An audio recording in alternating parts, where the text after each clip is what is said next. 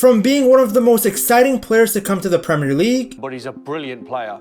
I mean, the style that he plays, I mean, he's going to be brilliant for the Premier League. to becoming one of the most disappointing. At the moment, he's not playing at his best. He might feel under pressure because he's such a big signing, but it's not quite working for him at the moment. From being an output machine at Leverkusen, big talent, done fantastic for Xabi Alonso at Leverkusen. to becoming Agent 007. From being seen as the future of Liverpool, He is going to be the guy, he could be the guy to take them again to that next level from where they were. to looking like Lil Uzi Squirts, Wirtz's journey has been a story on its own. He came to the Premier League with a lot of hype and an even bigger price tag. When I seen the signing, I thought a lot of money, but what a signing because he's a brilliant player. He's got a high football IQ, very, very versatile. He was supposed to be this fantastic young star who could be the new face of Liverpool. We've all seen him many times playing for Bayer Leverkusen in Germany. We all know. Everybody on this show tonight knows how good a player he is. But so far, the performances haven't really been there. Another player that there have been questions about is Florian Wirtz. I mean, are we just looking at a young player coming to terms with the pace and the physicality of the Premier League? Or is there a bigger problem there, do you think? Liverpool fans will argue that he just needs time to adjust, but others will say that a player worth that much money shouldn't be taking this long to hit the ground running. So how bad is Florian Wirtz actually? Due to Liverpool winning in a crazy fashion almost every single game, I actually think that Wirtz has escaped most of the criticism. So he's been part of a team, Florian, that is on top of the league, that won 4 games. He's part of the team that won against Newcastle, that won against Arsenal. When we look at pundits and journalists, the general consensus is that Wirtz is a great player who just needs time to adjust. So you're moving everybody in, and it's an upheaval. You know, it's part of the job. We've all done it. But sometimes you don't know how it affects players differently. It takes them a little bit longer. It's too early to tell. I think he's obviously got quality, hasn't he? The only thing I'd say is, I'm sure he'll come good. We know he's got quality, but the question will be, is he a £115 million player? I think he'll eventually show that, but you want to be one of the best players in the league for that, don't you? I think he just has to get up. I think the physicality can catch players up, but I think he's got enough quality to be a hit. And that's true. It's not like we're in his second year and he's still struggling. But I still do think that he's coddled a little bit too much. Wirtz was a superstar in Germany. He was the best player in the Bundesliga at one point, one of the most highly sought after talents in all of football. So to see Sky Sports trying to use running stats as a way of justifying his performances is a little sad. A lot of people are coping by pointing to his running stats and cardio as if covering ground makes up for the lack of impact. Now they aren't wrong.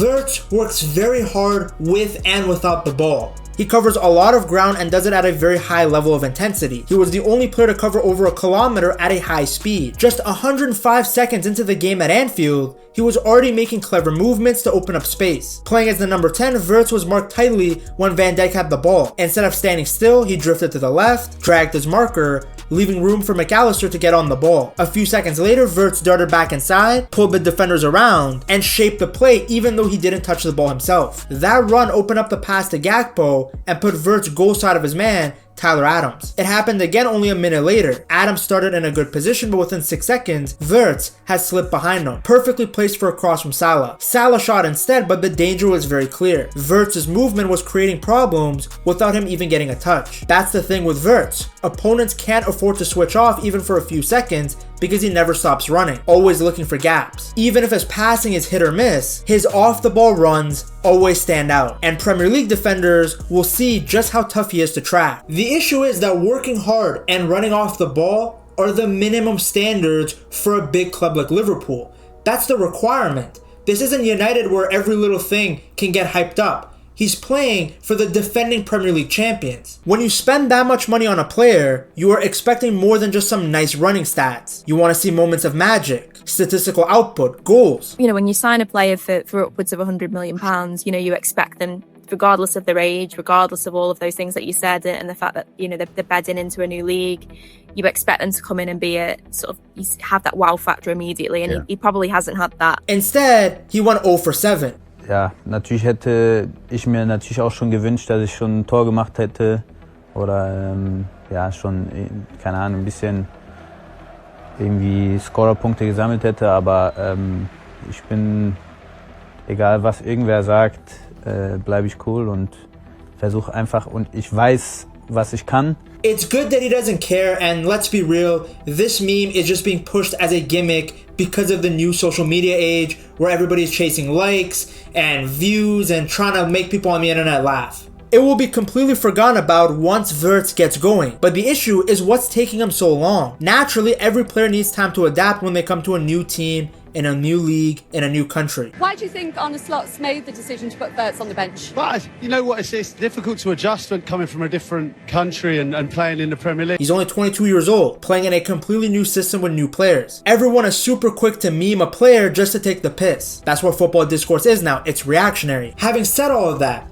Wirtz's potential is so high that we don't have to sit here and pretend like he's been good. He has had moments where you can see how dangerous he can be, flashes of brilliance, but the gaslighting around him is crazy. He has played nowhere near a 100 mil player, and that's okay. The best version of him is unreal, so we don't have to sit here and use running metrics as cope.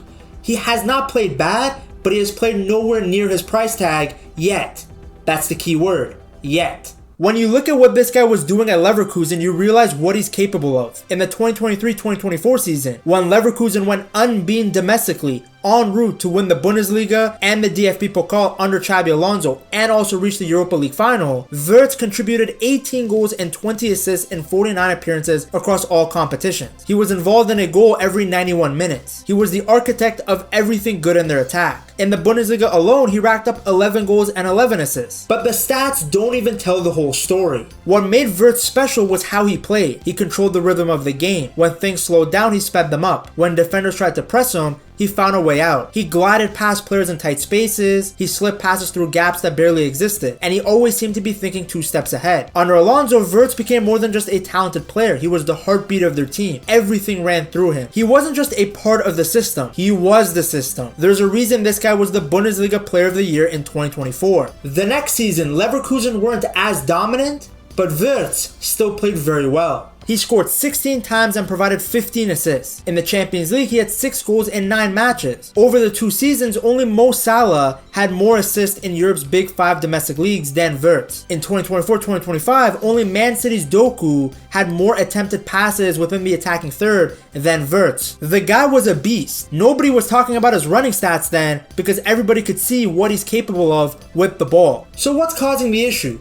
Well, for one thing, historically, Liverpool haven't really had a ton of success with natural number 10s. Coutinho was the last guy to really flourish in that role, and even then, Liverpool enjoyed their most successful period after he was sold. They switched to a midfield 3 of hard workers like Henderson, Milner, Wijnaldum, all in front of Fabinho, and it worked. Those guys focused on winning the ball, keeping the ball, and then feeding the front 3 of Mane, Salah, and Firmino. Then we look at Slot's title-winning team from 2025, and we see a similar thing. Szoboszlai was technically the 10, but he isn't a natural number 10. He's basically a very hard-working 8 who can also score. He's not a 10 like Ozil or Palmer or Coutinho. The fact that Szoboszlai could cover so much ground was essential to the way Liverpool pressed. It was a massive reason why the Reds were so much better defensively. They were more of a well-drilled unit who defended from the front. The other thing is that Wirtz's role keeps changing. Slot keeps using him in different spots. He has used him as a number 10, sometimes drifting left, even out wide, like against Crystal Palace. The constant switching makes it hard to settle into his best spots, which is between the lines facing the goal. After the game against Palace, Slot even admitted that their setup didn't work. We wanted to overload the midfield with Florian Wirtz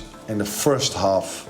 Yeah, the way we played the first half wasn't as I was hoping for. And when the system isn't clear, it's usually the creative players who look the most lost. To understand Wirtz's struggles at Liverpool, it helps to look at where he was the most successful at Leverkusen under Xabi Alonso. Under Alonso, Leverkusen used a 3-4-2-1 and Wirtz was the left-sided number 10. He had the freedom to roam across the final third, but his best work came when he started on the left, cut inside, and then linked up with his teammates. Because Leverkusen usually dominated possession, he didn't need to drop deep. He stayed high and just made things happen in the final third. At Liverpool, it's a bit different. Slot has used him as the number 10 in a 4-2-3-1, so right in the middle. This setup means that Wirtz often finds himself roaming around, instead of being in his natural left half half space. And that matters because Wirtz is at his best when he receives it on the left, cuts it onto his right, and then plays quick 1-2s or fires at goal. I mean, look at his assist to Ekitike. Playing more on the right slows him down a little, and it's not the angles he's used to. Still though, he's shown flashes of his quality. Quick touches, spins into space, and the ability to beat pressure in a way that few players can do. But he's also dropping deeper at Liverpool, even picking up the ball from the center backs at times. While he can handle that responsibility with no issues, that pulls him away from the final third where he's the most dangerous. The numbers back up that statement. He has not created that many chances from open play. Now you could argue that's not really about him struggling, it's more about the team still adjusting with a lot of new pieces to fit together. It also doesn't help that a player like Salah hasn't looked the best either. His stats are fine, but compared to his usual start of the season form, it's much quieter. And when the face of your team isn't doing that great, it's hard for the new guys to gel too. Then there's his running. As I showed you earlier, the numbers are crazy, but here's the problem. All that pressing and running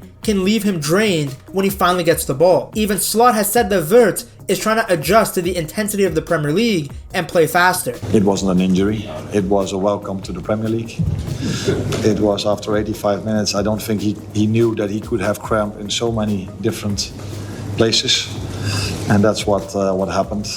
Wirtz has also been through trial by fire. I mean, playing Newcastle, Arsenal, Bournemouth, all in your first few games in the Premier League is not the easiest. These are some of the most physical teams in the league. As a whole, the Premier League is just a level above the Bundesliga. It's quicker, more physical, less time on the ball. Against Palace, the whole Liverpool attack looked off, and Slot even admitted they were second best. For a new playmaker, that's exactly the kind of game where you look like you're struggling to make an impact. His runs are still very smart. He drags defenders wide to make space for the likes of McAllister and Gravenberch. But too often, his runs don't lead to anything. Sometimes the pass to him never comes. Or the pass comes but the touch is off. And when the runs don't turn into chances, people start calling him underwhelming. Now part of this isn't Wirtz's fault. At times he does get a lack of service. And I think that has to do with the fact that he still has to gel with his new teammates. Liverpool's front line rotates a lot, and everybody up front wants touches. Timing his 1-2s and third man runs with everybody is going to take more practice. You can see the ideas are there, but the ball doesn't always come, or it comes a second too late. That's normal transition for anybody, but the price tag makes it feel worse. Now Wirtz obviously can't do anything about his own price tag, but it will always be a factor. Vermutet von außen immer so, okay, pass auf, du hast jetzt so viel Geld gekostet, du musst jetzt sofort liefern. Ne? Hast du das Gefühl, dass die Leute dir Zeit geben? Ja, ich höre es schon oft.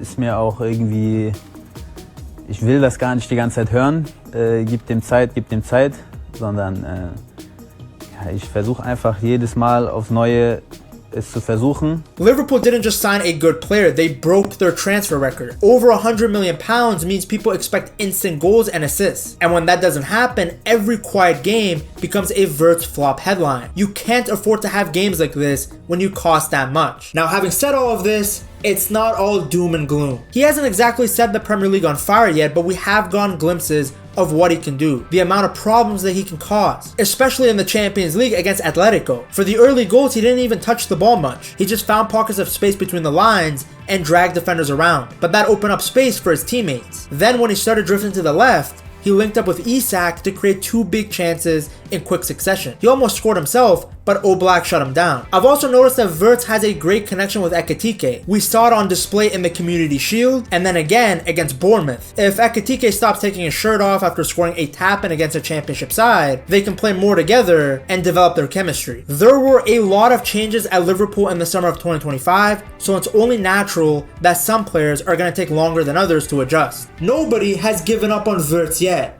Nobody is saying that he won't fulfill his potential. I have to repeat myself because I know a lot of people are going to see the title and thumbnail of this video and get very triggered. But if you've made it this far, you'll know I still very much fully believe in Florian Wirtz. He is still one of the best young players in the world. He is someone who can create and score. His superstar potential hasn't gone anywhere. But Liverpool fans are going to have to accept the fact that it's going to take longer than anticipated for him to settle in. I don't think Liverpool, with their analytical and data-based approach, would spend that much money on someone like Wirtz if they didn't believe in his qualities. He's a great player who will hopefully get Liverpool back to the top. If you want to get yourself a Wirtz jersey, go to buygamejerseys.com and use code PETTALKS. If you want to see how good the Liverpool team around him is, you gotta watch this video right here.